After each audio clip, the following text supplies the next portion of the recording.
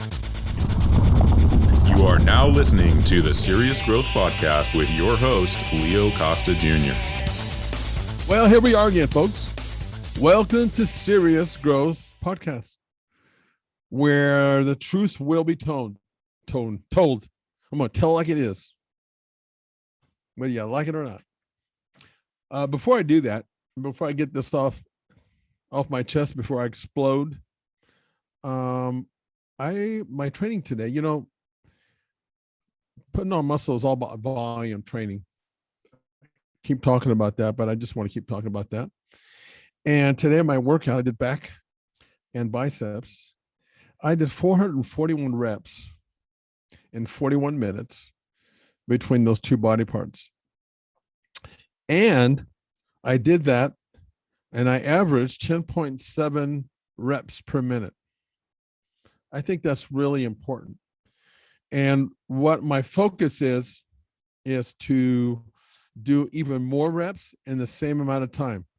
30 to 45 minutes is the ideal as far as spending time in the gym. We've talked about this before, but I'll talk about it again in nauseam. And 30 to 45 minutes, it's virtually or literally impossible, to overtrain the physiology. And that's where it's at. So as it relates to bodybuilding, putting on muscle, even developing muscle endurance, but putting on muscle, it's about volume, repetitions. So my goal is to do even more than that in no more than 45 minutes. And keep in mind that realistically, you can actually go up to, I would say 55 minutes would be the absolute amount of time that you'd want to stay in the gym. So you can push that window just a little bit, but not, that's drop dead. You cannot go past 55 in my mind, because what you don't want is your body to go into where it's being overtrained, because then you have problems with recovery and all kinds of other issues, injuries and all that kind of stuff. So, and you know what, if for those of you that are out there, if you're still wondering, there's been a debate for 1,000 years in our industry about what's better to put on muscle, lifting more weight or doing more volume. Let me just leave you with this before I go on to something else. Have you ever seen the legs of an Olympic speed skater? Have you ever seen that? Fucking huge. Now, I'm going to tell you something. Those guys don't get legs like that because they're lifting weights. I'm not saying that weight training is not a part of the program, but they're training constantly to get as good as they get, because the body becomes its function. So think about that. It only makes sense that the bulk of their training is actually, in this case, the speed skater being on the ice. Have you seen their legs? Just pull up a video and look at those fucking legs. Volume. They're doing that over and over again. How many times have we talked about this being mind-numbing boredom to some degree? How you got to pound and pound over and over again. You're going to get bored. But look at those legs, man. And I'm sure they do some weight training. That for me is a clear cut. I say a lot of the results are it's not black and white, it's gray. That's black and white for me. Okay. So now I have to get this off my chest before I explode, because I'm really close, very close today. Are you that person that thinks that lactic acid that gets you sore is an indicator of a good workout?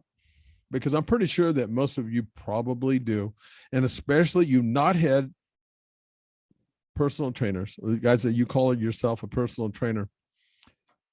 Even you guys that are training yourself, if you think that soreness is an indicator of a good workout, you're mistaken.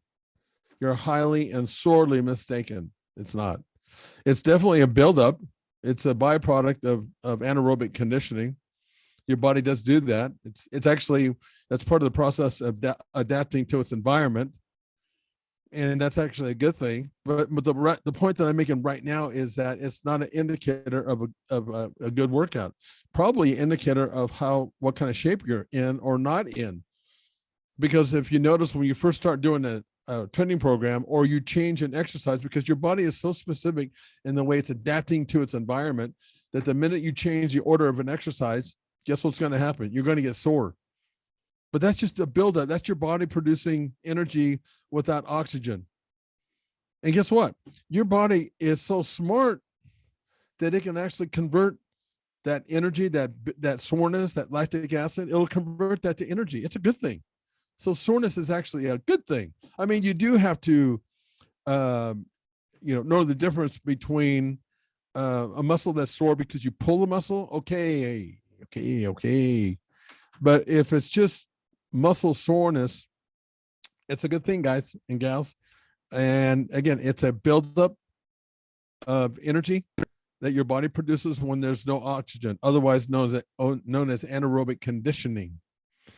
Now, one of the things that you can do, so as you're getting in better shape, it'll take longer for your body. If you'll notice, it takes longer and longer for your body to get that buildup because your body it keeps adapting to that environment. Your body is so fantastic that way. So it keeps adapting, and it takes longer for you that lactic acid or that soreness to build up. Basically, in my mind, what that's telling you is you're getting in better shape, and now you have more. It takes longer to build up more of that lactic acid. Think of it this way: all of a sudden, you have a lot more energy that your body can go back to convert the lactic acid into energy. It's a beautiful thing. So don't stop. That's why I guess my point is: don't stop training because you're sore. Keep training. One of the things that you can do to speed up the lactic acid in your body is you can do some lightweight training if you like. My suggestion would be just to do some, just maybe 10 or 15 minutes of cardio post workout. You don't want to do too much cardio after a workout. You want to send your body into recovery, but no, just do like 10 minutes, maybe 15 minutes at the most of just easy walking. That'll help facilitate your body to flush that buildup of lactic acid, and you'll be surprised at how much better you'll feel as far as how the soreness goes. But you just have to understand what that soreness means before you do a knee-jerk response, thinking that, oh, I got to wait till I'm not sore again until I start working out. I've seen so many trainers do that. They or people think, I can't train today because I'm sore. That's bullcrap. Okay, so stop doing that. Okay, I think I got that off my chest. I think I feel better. All right, let's take a quick break so I can tell you about our product. Do you want a bone-crushing grip? Good, because you're gonna get one with the amazing new TRS gripper. It's a progressive grip builder with longer handles and a special ergonomic design that's like a dozen hand grippers in one. Start off easy and work your way up to quickly build your grip strength from wet noodle to pulverizing.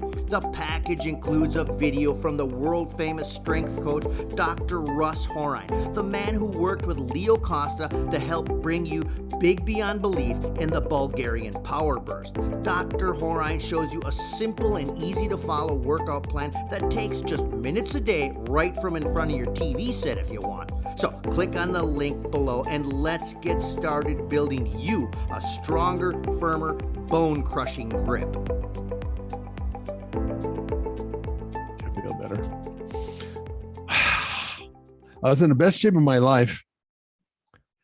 And I can't tell you how many times I had people say to me, "Are you sick? Oh, you're skinny."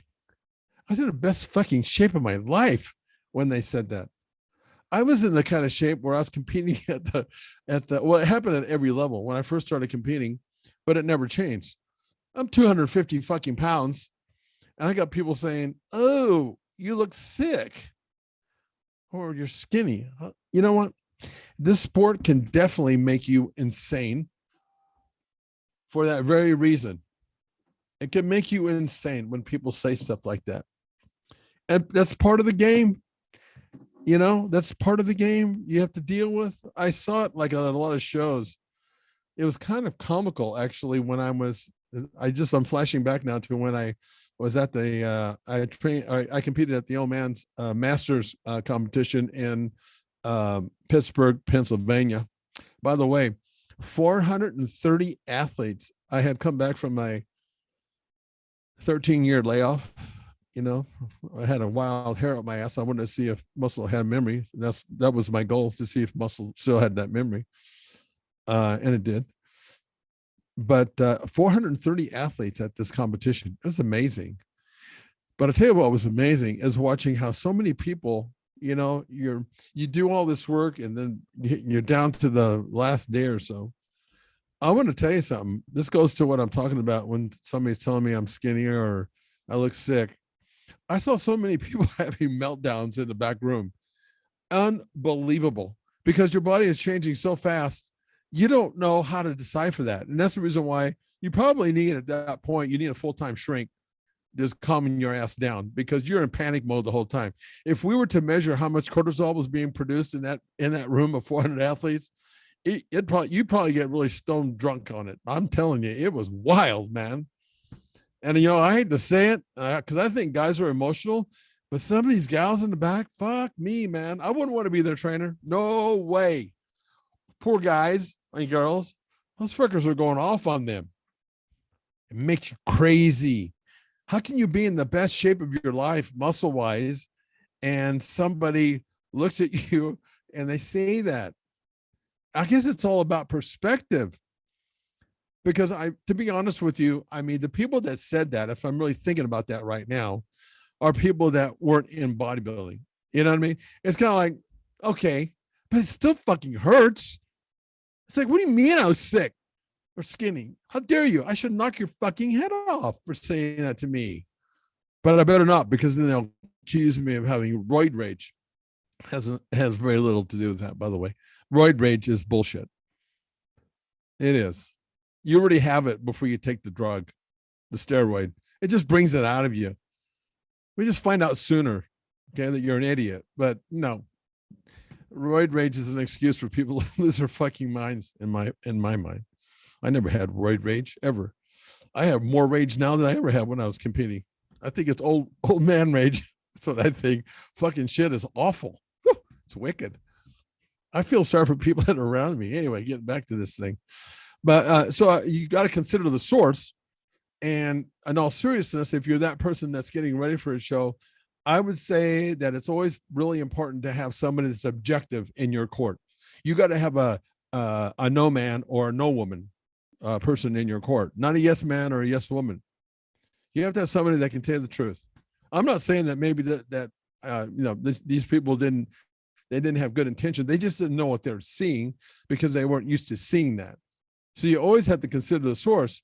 But again, that doesn't change the fact that stings a little bit. It's like, oh, damn. So those people are saying that for that reason. And then the people that are maybe also saying it could be like the Arnold Schwarzeneggers of the world when he fucked with Lou Ferrigno before the Olympia. For those of you, I think it was called Pumping Iron. I think it was that show where he did that, where he's sitting around with Lou Ferrigno. Louis was competing, I think, for the first time in the Olympia. And Arnold was like the sixth time or something like this. And Louis looked up to Arnold, who didn't back then. And so Arnold and Louis's dad used to train Arnold. Louis's dad used to train Louis.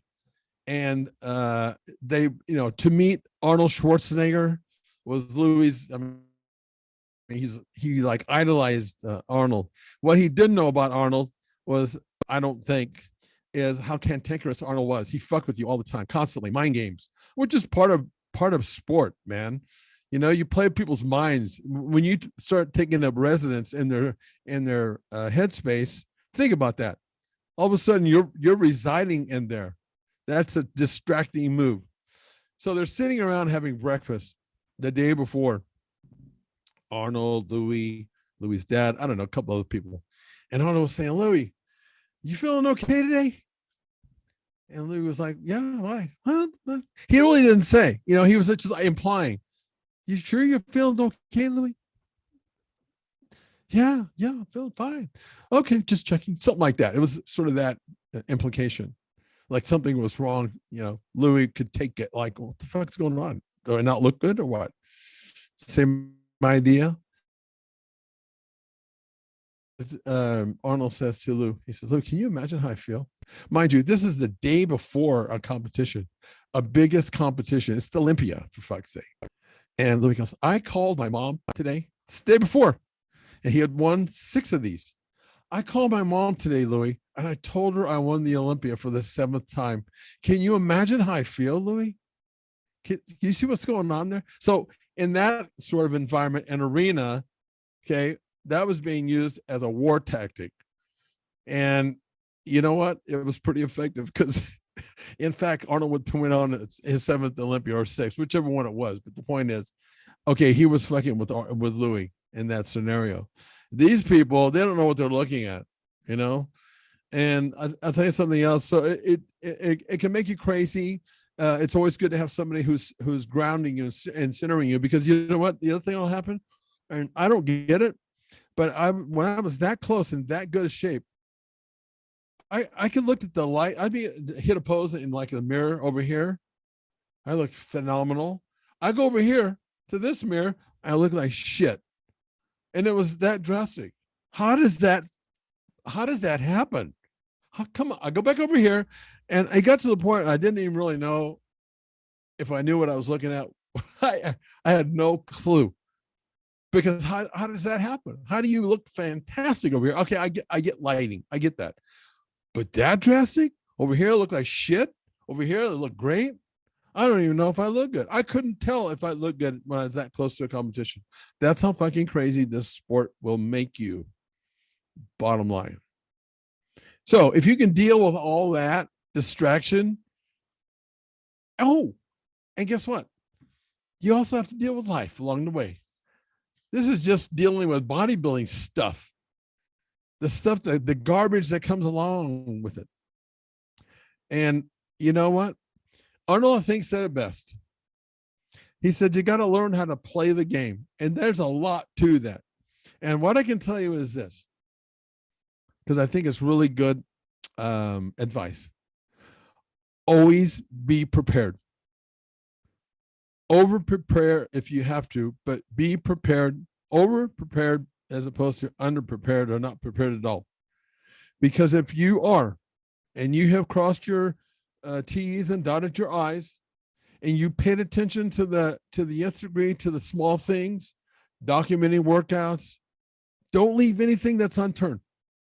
Because when you've done that, when you've done all that, the rest is up to the judges in a subjective sport grading you, whether or not you're better than the guy next to you or the gal next to you. You have nothing more to say about that, but you've done everything that you can possibly do. You have to, if you can look in the mirror and say, I've done everything, you haven't left anything out, put that shit in a box and move forward and go enjoy yourself, because there's not much more than you could do. It's kind of like as a parent, when I was coaching my kid, when that coach has worked with my kid, and as a parent, I've worked with my sons in practice, repetition being the mother's skill, whatever it was. We were playing baseball, we were taking hitting practice, 100 swings a day. Okay. And that's all you can do. Because if you fret and worry when you're going into competition, you're dead in the water. Why? Because now instead of you reacting and enjoying the moments, because you have to enjoy this stuff. And I saw so many bodybuilders as I was training and competing over the years, they just weren't having fun. And I'm not saying that it's fun. I don't think training is fun. I think it's war. But you know what? There's some great satisfaction because you go in with a goal to create this aesthetically beautiful body, and you do that. It's not fun, but the results that you get from that, man, that's golden. That lasts forever. That never goes away in your memory. And it just means more when you actually have to work for it. It means a lot more. It means everything. But to transition from that and just say, I've done everything I can possibly do. Now the rest is for me to go out and have a great time. Because you know what? I learned that lesson even more when I took my 13-year layoff, and I came back and I competed at the age of, I think I came back I was 53 or 54 when I came back from a 13-year layoff. What was that? 41 was my last one. Yeah, about 53 or 54. And I got to tell you something. I learned this lesson. There's so many lessons that can't be learned when you're young. They can't. You young ones, you got to learn. We got to go through the process. Everything's a process. But what I learned was this. When I came back at 53, 54, I had so much more fun doing this stuff. I loved it. I wish that I could have taken that back when I was competing earlier. I really do. Because I was so in the moment. And I believe that if I could have been more in that moment, because I was if I'm looking at what I mean by that, I was too distracted with things that were going on, my business life and my personal life. And some of that's going to be anyway. So the point is this: if you compartmentalize all this stuff, all this noise into this box, if you're competing, or even if you're training, when you're training, see, this applies all across the board. Put all the noise in a box while you're training. Put all the noise in a box after you've done your homework and you're ready for show. Now just go show. Go have fun. Because you know what? When people see that you're having fun and that you're prepared, and you know that you're prepared, it's kind of like I used to get really nervous when I was doing a speech if I wasn't prepared. I could wing it. But when I was prepared, I could wing it with style. Sprezzatura, as the Italians say.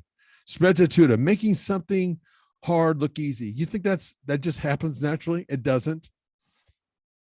Prepare yourself, go have fun, learn from it, and remember, there's never a finish line. Never.